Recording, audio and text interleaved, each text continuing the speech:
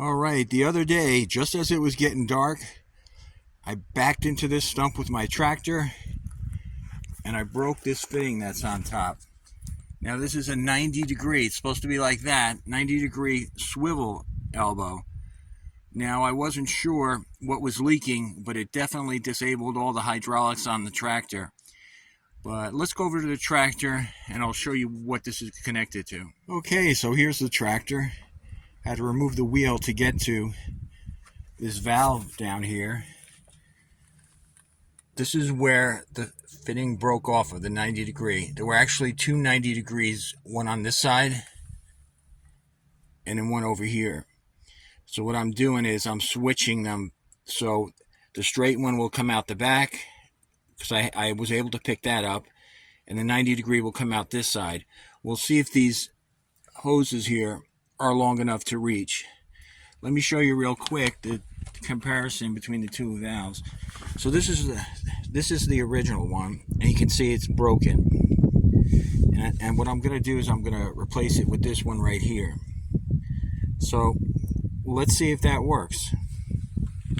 If not, I'll have to get the original fitting, which will take a few days to arrive. Okay, so what I'm going to do first is connect an adapter to this.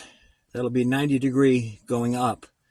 And then we'll see if the hose is long enough to reach this way before it came this direction. So I'm going to try going this way.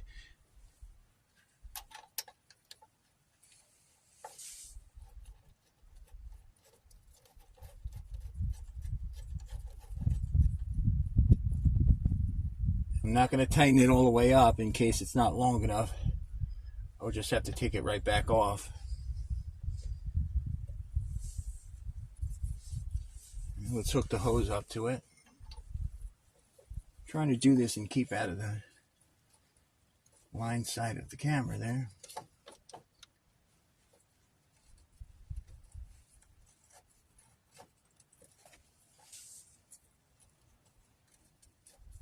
I think we got it.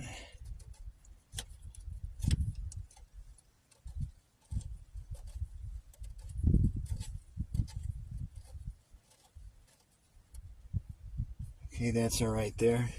Now what I can do, if this doesn't quite reach, you see I can move this, slide this forward a little bit this way, give myself a little more slack, but I want to try it right where it is first. Now this side, hopefully this is in the view of the camera, this one gets connected to here, which is at the base of your loader control valve.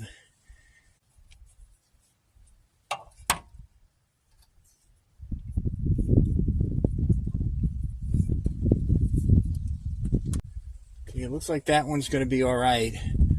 I actually like it this way better. Before it came out this direction, remember the wheel and the tire go on here. And with the chains on it, chains stick out even closer to it. So this will keep it out of the way. So this is all solidly mounted, so none of this moves, or let me put it this way, it all moves together. So that should be fine. I'm not going to tighten it up yet. First see if this hose is going to be able to reach here.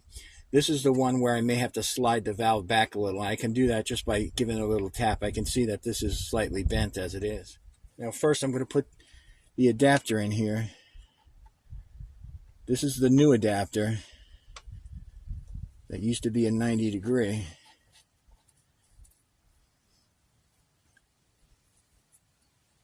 Cleaning my tools right now. I'm trying to keep it as clean as possible, obviously.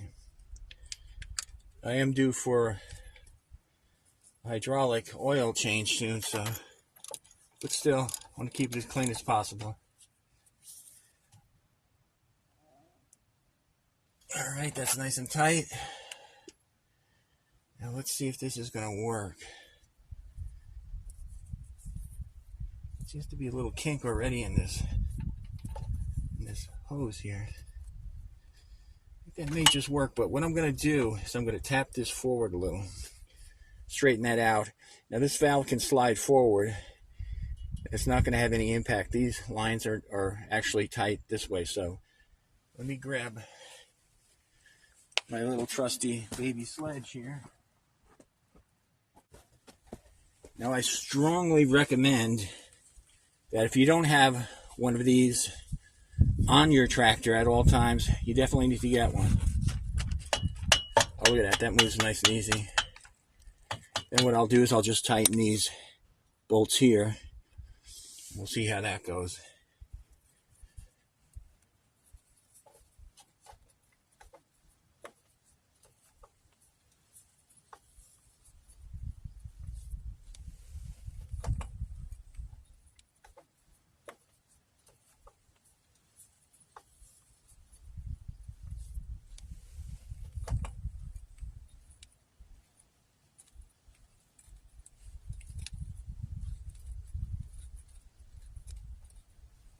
All right, I got that started. I think that should be fine. So, again, what we did was we replaced this broken 90 degree that used to come out like this. Right, like here, let me move my other hand. The hose came out this way and went up. By putting this straight fitting, it just comes up and curls this way. Again, it's keeping it back away from the wheel, the tire, and most importantly, the chains. So I'm going to go ahead and tighten this all up, check it for leaks. Okay, so I've gotten everything tightened up, all the different lines. Now I have to hook this back up. This is something very important. You definitely don't want to leave it off. This is your brakes, including your emergency brake. Hooks up very easily. Just has a clevis pin that goes in. Gotta line it up here. Just like that. And a cotter pin with a washer.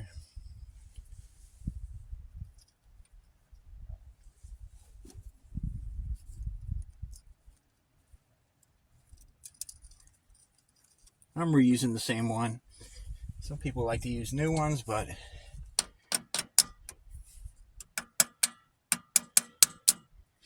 I don't think we'll have much of a problem with it. So now I'm going to start it up, and then we can check for leaks. The glow plug's warm.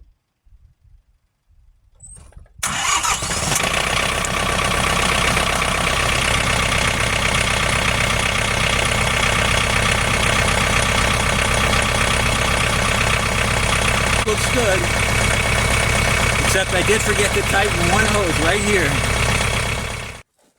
Okay, so I have everything tightened up. One thing I do want to point out is that I did remove this, and this is very important to rehook back up because this is your brakes and your emergency brake. Very simple clevis pin with a cotter pin in it. So let's start it up and see if we have any leaks. The glow plug's warm.